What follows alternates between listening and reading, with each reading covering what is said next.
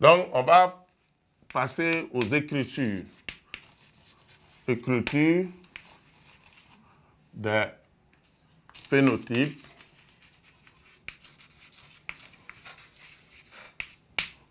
Donc, pour écrire les phénotypes, on va utiliser le crochet. Et on va mettre dans le crochet l'allèle qui apparaît. Le phénotype de l'allèle qui apparaît. Ça s'appelle l'allèle dominant, ça s'appelle l'allèle récessif. Mais si c'est l'allèle dominant, bien sûr, qu'on a obtenu, on va mettre, par exemple, je prends le cas de l'allèle lisse, grand L, qui désigne l'allèle grain lisse. Si je vais écrire le phénotype lisse, donc je vais écrire comme ça, le crochet, je mets grand L, qui veut dire donc phénotype lisse. Donc, grain lisse, ça va désigner grain lisse. Donc, je lis ça grain lisse. Maintenant, si je veux lire grain ridé, je vais utiliser toujours le crochet et en ce moment, je mets un petit L qui va désigner donc grain ridé. Donc, ça, c'est l'écriture des phénotypes. Ça, c'est valable ici aussi pour les mêmes choses. Donc, il suffit de mettre grand R plus entre crochets et ça veut dire donc phénotype sauvage, yeux rouge, petit R entre crochets, ça veut dire phénotype mutant, yeux blanc.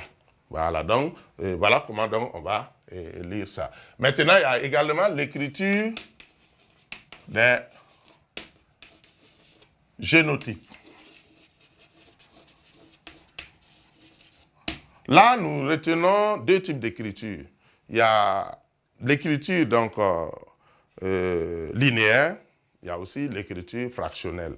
Maintenant, l'écriture linéaire, il suffit de représenter, par exemple, on me dit le phénotype donc grain lisse, s'il est homozygote, si l'individu est homozygote, en ce moment, je vais écrire donc grand L, qui me dit que c'est un génotype.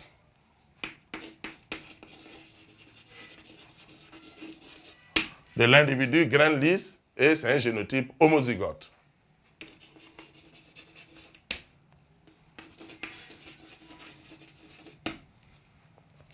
Si j'écris grand L, petit L, c'est un génotype hétérozygote.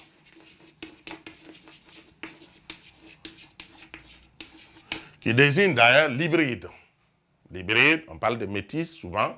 C'est l'hybride, c'est l'individu qui renferme dans son génotype les deux types d'allèles, l'allèle dominant et l'allèle récessif. Bien sûr que dans cette situation, c'est l'allèle dominant qui va apparaître. Donc, si on demande le phénotype de cet individu, ce sera un phénotype grain lisse. Parce que l'allèle grand L, l'allèle lisse, domine l'allèle responsable des grains ridés. Donc, c'est un phénotype, un génotype hétérozygote qui est celui de l'hybride, mais ça va faire apparaître donc, un individu avec un phénotype grain lisse. Ensuite, on a l'écriture donc du génotype également homozygote. Mais ici, il est homozygote et récessif. Donc, ici, il est homozygote dominant. Voilà, donc, ici, il est dominant. Donc, ici, il est homozygote récessif. Donc, bien sûr, le phénotype récessif apparaît à l'état homozygote uniquement. Vous voyez qu'ici, il n'apparaît pas. C'est le grand L qui va apparaître, grand lisse qui va apparaître. Mais ici, il apparaît parce qu'il n'y a que lui.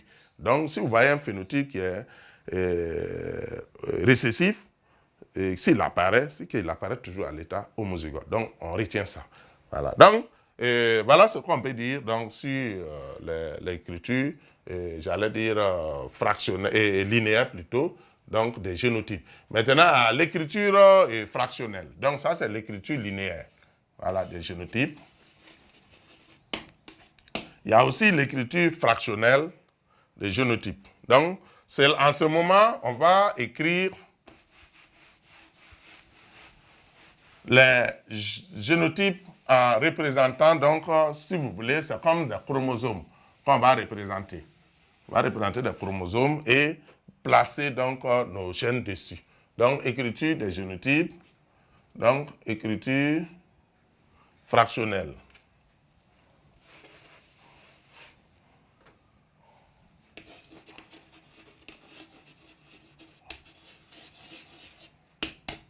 Donc, des génotypes.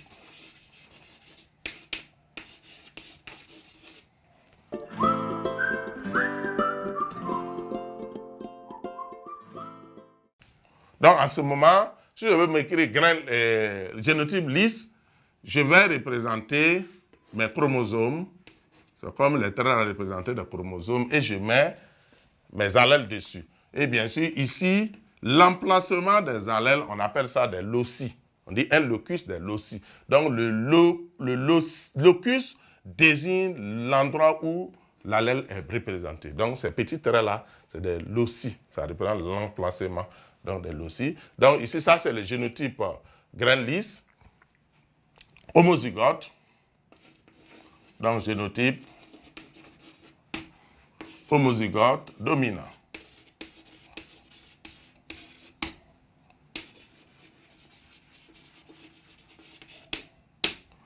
Et bien sûr, je peux avoir ça, grand L, petit L. Donc ça, c'est le génotype hétérozygote. Hétérozygote. Bien sûr, hétérozygote. Pourquoi hétérozygote? Parce qu'il renferme à la fois l'allèle dominant et l'allèle récessif. Ensuite, on a le dernier type qui est petit L, et qui désigne donc le génotype homozygote, bien sûr, mais récessif. Homozygote, récessif. Donc voilà, toujours dans les conventions, comment on va donc représenter l'écriture fractionnelle de nos génotypes. Voilà comment c'est qu'on va dire. Donc, il y a ici le cas des gènes liés au sexe. Il y a des gènes liés au sexe qu'on appelle donc le cas des gènes hétérosomaux, voilà, qui sont liés au sexe. Et en ce moment, bon, je pense qu'on avait plus ou moins parlé de ça. Et le mâle, on va représenter donc le X et Y qui désigne le mâle et le XX qui désigne la femelle. Bon, ça c'est chez les individus généralement, à l'exception des oiseaux et de certains animaux, espèces animales comme les papillons et autres, où cette convention est retenue. Et on va représenter simplement le locus avec peut-être, je ne sais pas, le symbole, par exemple R+, pour désigner drosophile mâle aux yeux rouges. Et ici, la même convention, si c'est une femelle, aux yeux rouges, on va mettre comme ça, avec l'emplacement. Donc, ça désigne donc drosophile femelle aux yeux rouges. Bien sûr, ça va donner un phénotype mâle aux yeux rouges. Voilà, on va écrire comme ça, drosophile donc mâle aux yeux rouges. Et ici, ça va donner, ce génotype-là va donner une drosophile donc femelle aux yeux rouges. Donc, bien sûr, on va écrire ça comme ça. Maintenant, si la femelle est hétérozygote, c'est-à-dire a les deux types d'allèles, on va écrire simplement petit r, et en ce moment, on va avoir une femelle toujours aux yeux rouges. Une femelle qui est toujours aux yeux rouges. Donc ça, c'est toujours une drosophile femelle aux yeux rouges. Et si la femelle, elle est homozygote et puis récessive, en ce moment, on va avoir une drosophile femelle aux yeux blancs. Voilà, on va écrire ça comme ça, une drosophile femelle aux yeux blancs. Donc, on va représenter en ce moment les chromosomes sexuels.